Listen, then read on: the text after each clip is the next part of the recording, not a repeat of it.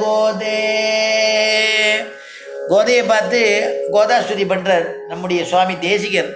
கோதையை பார்த்து சொல்கிறார், அம்மா நீ இயற்கையாகவே நீ பெண்ணாக அவதரிச்சுட்ட, அதனால் ஆண்மகனான எம்பெருமான அனுபவிக்கிறதுக்கு உனக்கு உரிமை இருக்குது, கடமை இருக்குது, உண்டு.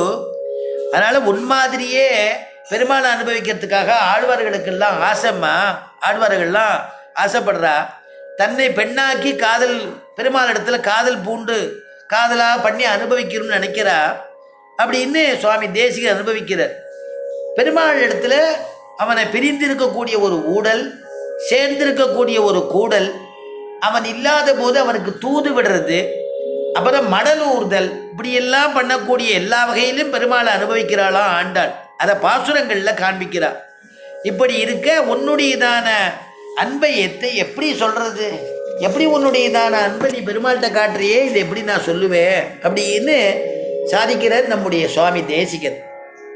இங்கே ஸ்ரீமத் திருக்குடந்தை ஆண்டவனுடைய திருவுள்ள என்னவா, முதல்ல இந்த திருப்பாவையை அனுபவிக்கணும் அப்படின்னா எம்பெருமானுடையதான பாசுரங்கள், ஆழ்வார்களுடைய பாசுரங்கள், எம்பெருமான் மீது பண்ணியிருக்கிறதான பாசுரங்களை உள்ளுணர்வோடு முதல்ல புரிஞ்சுக்கணுமா.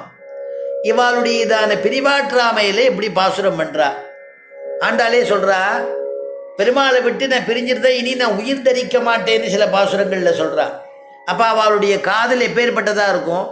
பட்சிகளை தூது விடுறா, நீ போய் கொஞ்சம் சொல்லிட்டு வரியா, நான் இங்கே அந்த பெருமாள் இல்லாதபடிக்கு நான் இங்கே கவலைப்பட்டு இருக்கேன். மேகங்களை தூது விடுறா. நாச்சியார் திருமொழியெல்லாம் பார்த்தேன்னாக்கா பட்சிகளை தூது விடுறது, மேகங்களை தூது விடுறது, இப்படிலாம் தூது விடுறதெல்லாம் பண்ணுறா.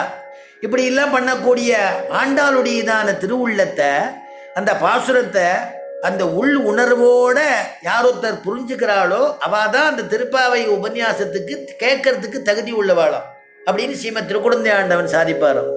அப்படிப்பட்டதான ஒரு விஷயம் இந்த திருப்பாவை இந்த உபன்யாசம்ங்கிறது.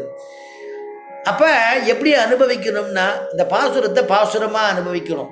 ஆழ்வார்கள் எந்த மனநிலையில் சாதிச்சிருப்பா, அப்போ எப்படி உருகியிருப்பா அப்படிங்கிறத ராமானுஜர் காட்டுறார். ராமானுஜர் ஒரு இடத்துல திருவாய்மொழி காலக்ஷேபம் அனுகிரகிக்கிறார். அதில் எல்லா சிஷ்யாலும் ஆனந்த சிஷ்யாலும் எல்லாரும் உட்காண்டிருக்கா, காலக்ஷேபம் கிரகிச்சுன்னு இருக்கா. திருவாய்மொழி காலக்ஷேபம். எந்தை தந்தை தந்தை தந்தை தந்தைக்கும் முந்தை, எந்தை தந்தை தந்தை தந்தை தந்தைக்கும் முந்தை, வானவர் வானவர் கோனொடும் சிந்து பூமகிழும் திருவேங்கடத்து திருவேங்கடத்து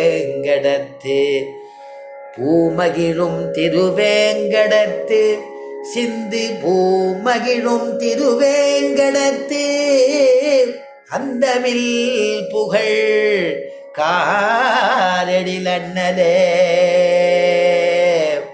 அந்தமில் புகழ் காரடில் அண்ணலே. திருவாய்மொழி காலக்ஷேபம் நடக்கிறது.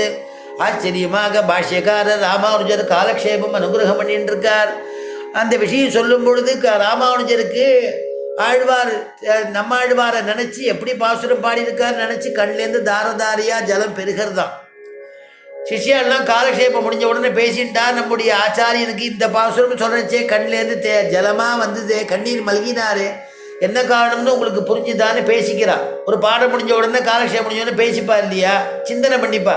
இந்த இடத்துல என்ன அர்த்தத்தை அனுசந்தானம் பண்ணினார், இந்த இடத்துல ஆச்சாரியர் எப்படி சொல்லியாச்சு, இந்த இடத்துல இந்த உபகதை எப்படி சொன்னார் அப்படின்னு எல்லாம் பேசிப்பாளாம்.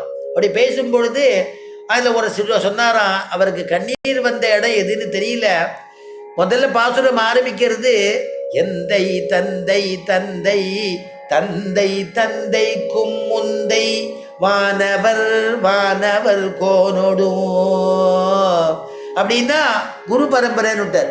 எந்தை தந்தை தந்தை, என்னுடைய அப்பா, அப்பாவுக்கு அப்பா, அப்பாவுக்கு அப்பா அப்படின்னு யாரிடத்துல முடியும் அப்படின்னா, அந்த முதல்ல நம்ம சிருஷ்டி பண்ணதான பிரம்மதேவனுக்கு உள்ள இருக்கக்கூடிய பெருமாள் வரைக்கும் போய்டுறதான். எந்தை தந்தை தந்தை தந்தை தந்தைக்கும் முந்தை, வானவர்கள் வானவர் வானவர் கோனடும், வானவர்கள்னா தேவர்கள், தேவர்கள் கோன் அப்படின்னா இந்திரன். அதுக்கப்புறம் பிரம்மதேவன் போய் பெருமாள் இடத்துல வரைக்கும் போய்டுறது தான் குரு பரம்பரை. அப்போ குரு பரம்பரையில் எண்ணி அவருக்கு கண்ணீர் வந்திருக்கிறதுக்கு அது அந்த கண்ணீர் வர்றதுக்கு அங்கே பிரகரணம் ஒன்றும் இல்லை அப்படின்னு ஒரு சிஷ்யர் சொன்னாராம். மற்றொரு சிஷ்யர் சொன்னாராம், வானவர் வானவர் கோனடும் அந்தமில் புகழ். அந்தமில் புகழ் அப்படின்னா வைகுண்டத்தை அடைஞ்சு விட்டாக்க முடிவில்லாத ஒரு ஆனந்தம் ஏற்படுறதா. யாரை பார்த்தா? காரெழில் அண்ணலே. கார்னா கருமை நிறம், எழில்னா அழகுடையதுன்னு அர்த்தம். அந்த மேகத்தை போல நிறமுடையதான எம்பெருமான பார்த்து